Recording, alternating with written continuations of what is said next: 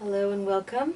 My name is Michaelah, and I'm here today with Jah Levi, very masterful musician and teacher of many things. And hi, Jah Levi. Hi, how Um, you doing? I'm so good. How are you doing? I'm doing great. Awesome. So I'm curious to know what you're experiencing in the now right now. Well, I'm here with you, present in the moment, and experiencing what's going on here, of course. And in my being, I'm filling myself with light and constantly cutting and clearing that which doesn't serve me or the greater good. Hmm. Kind of purifying myself and carving away at myself all the time to always keep my authentic self there and exposed. And I do that for a reason. That's kind of my spiritual practice and my yoga now. Constantly cutting and clearing so that I can expose that authentic self for the purpose of loving it, Hmm. loving that authentic self, my authentic self. And through loving myself in that way, I get to be an example of what it looks like to love yourself. And this allows me to fill my being with light, and it allows me great health and vitality and strength and inspiration and creativity and all the positive things that I aspire towards in life. And rather than uh, preaching about it or writing a book about it, because I am a messenger, and for a long time my messaging was always through music and through lyrics and through reasoning and speaking with people and teaching in classes and such as a mystery school. And now it's evolved to a place where those teachings are being expressed through my own liberty, through my own life, through my living, not for anyone else necessarily. It's really for me, but it's also my offering to the universe too, as the way that I'm in service now, which is different than how I've always been in service. I've always been a person who would be serving the people more hand to mouth, so to speak, and directly with people on the streets and out in the world and doing shows and performing and promoting and doing rituals and ceremonies and healing work. And now that has evolved again into a place where I can just live and be me and provide myself with the space to allow myself to be me and to feel free and to create the paradigm around me that I believe is paradise. And I've always been conditioned by spirituality, particularly religion, to believe that paradise was somewhere else and you had to aspire to it. You had to earn the right to be there. And I feel like it's our God-given birthright to have paradise anytime we choose, but we must create it around ourselves the way we see it to be, the way we feel we deserve it. And so when you truly first build a foundation of loving yourself completely, that allows you to build a really healthy world around you. And other people are inspired by it when they come into it. They come into it and they feel better. They feel inspired. They feel more creative. They feel more vital. And so that's the nature of the work now, is to uh, usher in the new paradigm by living it and allow others to experience it by coming into it. These are powerful times, and what seems to be on a lot of people's minds, it seems like you talked about authentic presence and embodying self love. Can you talk more about how you came to be like that and what influenced you to come into a place to know and love yourself in that way? What does that look like Mm. for you?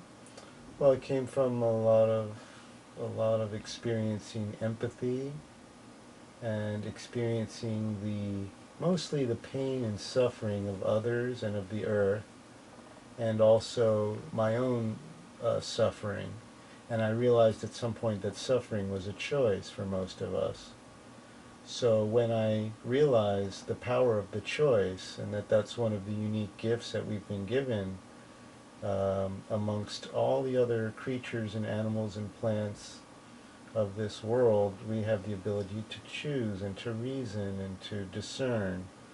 So I realize that this choice is a powerful thing that we have, and that it's meant to be exercised. We're meant to actually do something with it. So first I chose to no longer suffer. That was my first choice, was the suffering now ends for me. I'm no longer going to choose to suffer. It doesn't mean that I won't ever suffer again in life, but it means that I'm not going to suffer of my own choosing anymore. I'm going to choose no suffering anymore. I'm going to choose joy, happiness, and light, and fun. So that's kind of the nature of that now, is even in light of all the difficulties happening to Earth right now and to our planet, uh, we know that we're born into these special times, and I'm choosing to look at this time. Uh, I'm choosing to see it as a blessing. I feel blessed to be here now in this moment, in this particular transitional time on planet Earth. I feel very blessed. I don't feel scared or in fear or suffering, any of that. I feel more um, very blessed, very confident. I kind of knew these times were coming for a long time. My own foundation in Judeo-Christian prophecy and other prophecies allowed me to see 20, 30 years ago that these times were coming now. So I've been preparing myself mentally, physically, spiritually, on all levels. I'm not feeling like the concern for survival. Survival's not really the concern. The concern more, if anything, is how can I live during this particular time and still be in my joy, still be one with God. That's really what it's about on one level. Whatever it is you know as God, I want to be close with it. I want to be one with it. I don't feel the need for a, a mediator, or I don't feel any distance or separation. I think we've been conditioned to experience that. But in my memory is the memory of oneness with God, oneness with the Creator, oneness with all creation, with all beings. And that's where I feel we're going. We're going to where we came from, the earth. We have to reconnect with the earth, reestablish our connection with the earth. We've lost that. And that's why we're just now beginning to realize and wake up to the fact that we've done a lot of damage to the earth. And because we couldn't feel it, because we were disconnected from her. And now is the time to reconnect with her, so that she can tell us the wisdom that we need now. Now the wisdom is coming from the mother, it's coming from the earth. Yeah, it's coming from the divine feminine, which is in the earth. You know, some read biblical scripture to read, the earth is the Lord's and the fullness thereof and all that dwell therein. But really the earth is the Lord. The earth is love. Love is God. It's all one. That's what is one. And what do you think is going to be necessary for the people of the earth now, for the future, and to be able to be connected with her and that oneness? What needs to happen? People need to, well, the same process that I'm going through. You know, I'm going through it because, you know, I feel like I have to do that, like we all have to do that, really, to evolve, which is to cut and clear that which does not serve us or the greater good of the greater all, and to learn to love ourselves completely. to allow that love and to use it as a foundation to build something that is substantial and real, something that will last and will provide us our own self-sustenance. Sustainability is really the key to the future, so we need to apply that in all areas of our lives. There's so many things that we're used to consuming and using and whatever that may not be there for us in the future, and we need to adapt. Those are the practical things.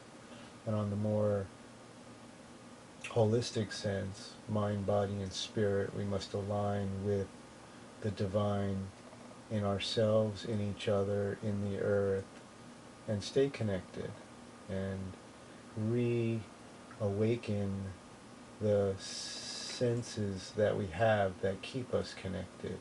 Our sense of empathy is really important, and people have that dormant right now. It's kind of sleeping, and the sleeper must awaken, you know. You have to remember how to feel each other. And when we do that, then we will be able to avoid hurting each other, and we'll actually be able to love each other in a more healthy way. And that's what I see for the future. That's what survival depends on, is our ability to love ourselves and to love each other. And how do we wake up from the sleepy trance that we've been in? What's the foundation and the building blocks to awaken, to have that joy and have that respect for Earth, and how to know how to discern what it looks like in every moment to be in respect? It's like making magic, or anything, really. You have to know what you want first.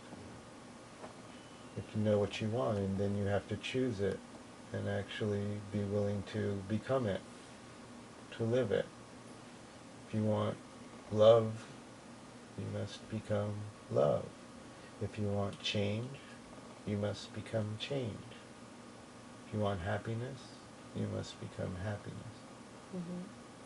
I mean, it sounds really easy, but it's a lot more difficult than that because of all the heavy conditioning that we've had. It's not going to happen overnight, but first you have to know what you want. And once you know what you want, then you have to work to achieve it and become adept at it, to master it. That's where mastery comes through practice. Some of us are naturals. Most of us have to work for it. So it takes time.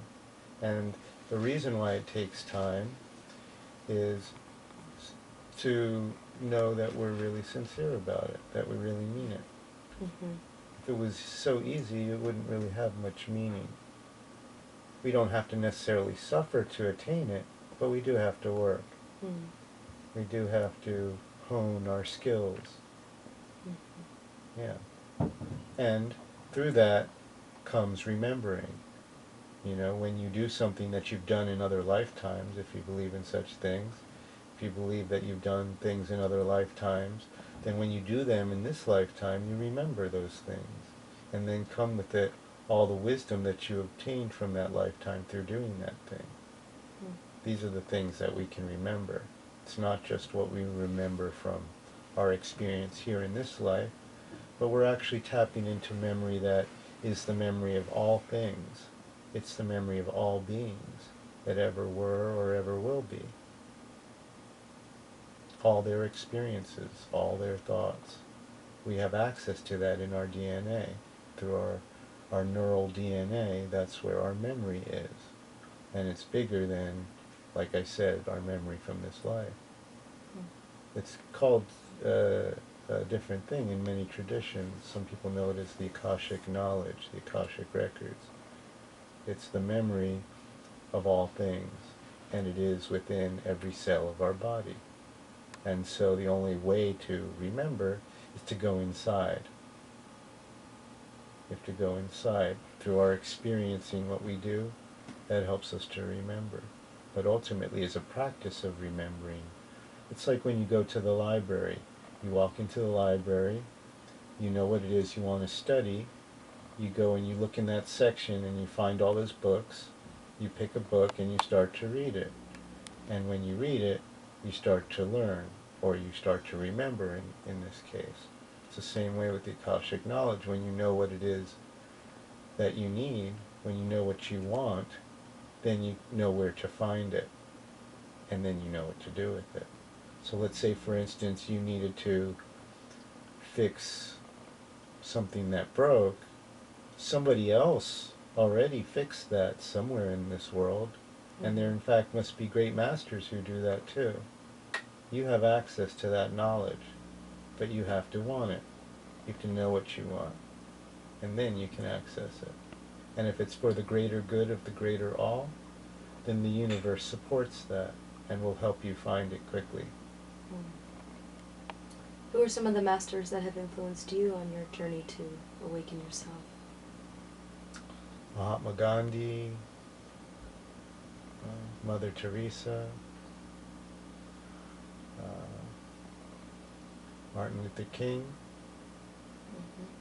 Haile Selassie, King Solomon, John the Baptist, Yahushua HaMashiach. Many. You? No. Asi Road. No. And every day I'm meeting new people who are inspiring me all the time. And my practice now is I try to meet everybody in every moment, no matter how intimately I know them, or how long I've known them for, or how much history I have with them. I try to meet each person in every moment like I'm just meeting them, so that I can get to know who they are in the now, and give them an opportunity to get to know who I am in the now. I'm choosing to be change. I'm a change agent. That's my job title. So I'm choosing to be that, and that means I'm changing in every moment. That's the example of the change agent, is to be changed, to change in every moment, and through that to help facilitate change for others. And I'm doing that now by loving myself. It's a powerful gift and a tool. Yeah. Not only for yourself, but for other people. And what a beautiful thing to be able to see other people as brand new. It gives them an opportunity too. How do people experience you with that? Every kind of way, mostly positive, with joy and love. You know, some people are intimidated.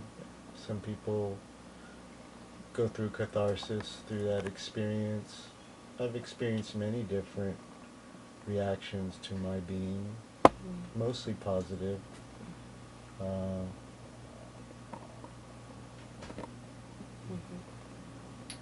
And do you have any practices with regard to health that you would suggest, or health and healing in that sense?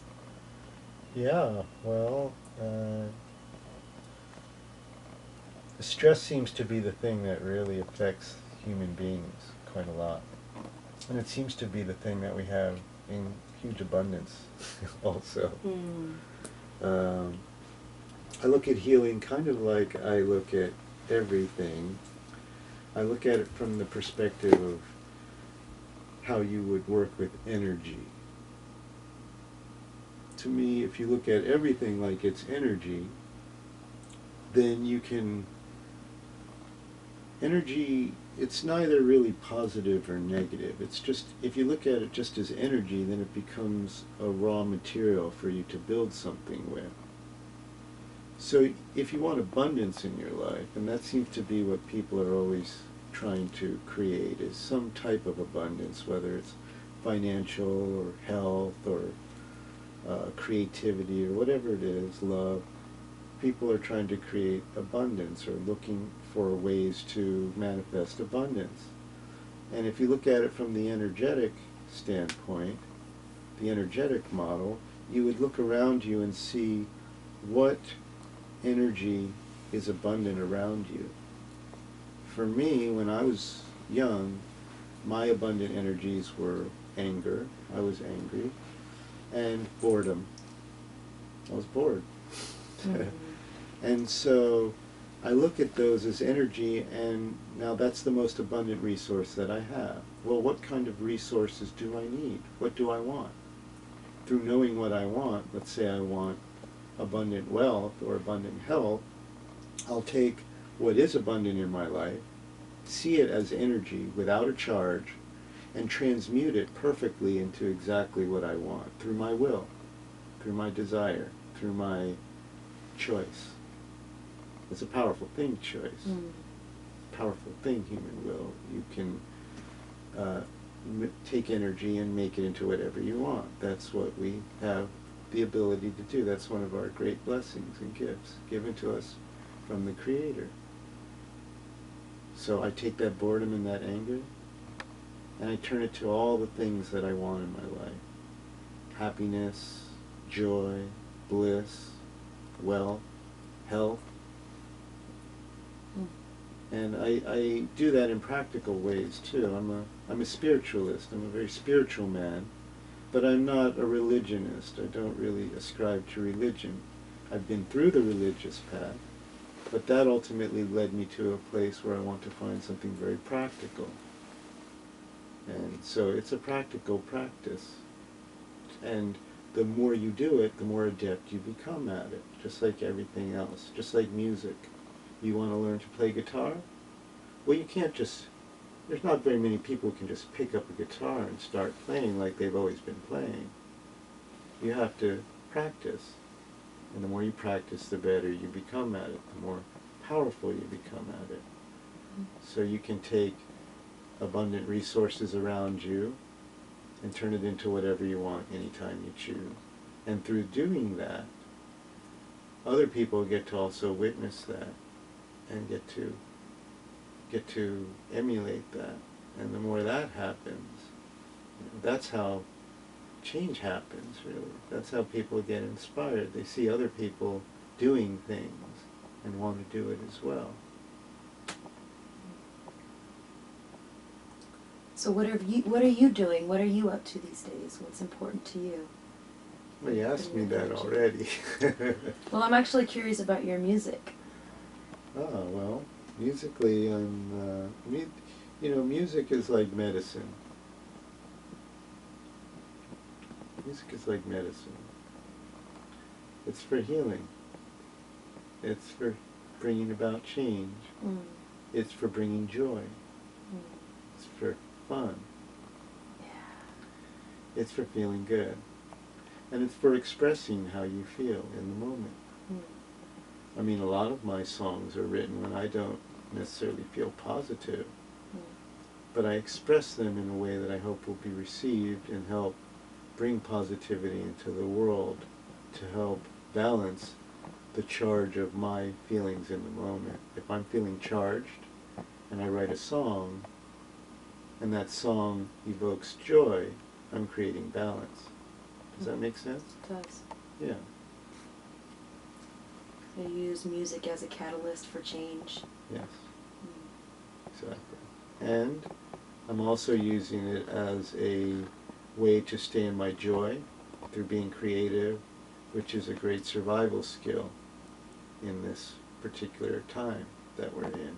It's going to come down to, may sound silly, it's going to come down to our sense of humor. Mm. It's going to come down to embracing the positive and affirming the positive in our life, and always be in our joy, stay in our joy, be determined to be in our joy and to exercise our choice, to choose not to suffer like I have. Mm. And through that, we'll be able to survive. That's how survival will happen. Mm-hmm. As opposed to how the world is being conditioned through media and through politics, through fear.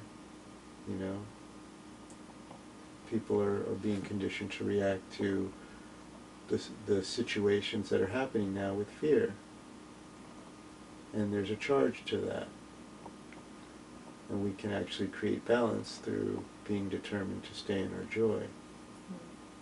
Nothing wrong with that. It's not being in denial of world crisis. it's adopting the proper attitude to maintain sanity during chaotic times so that we actually can do something. Cut.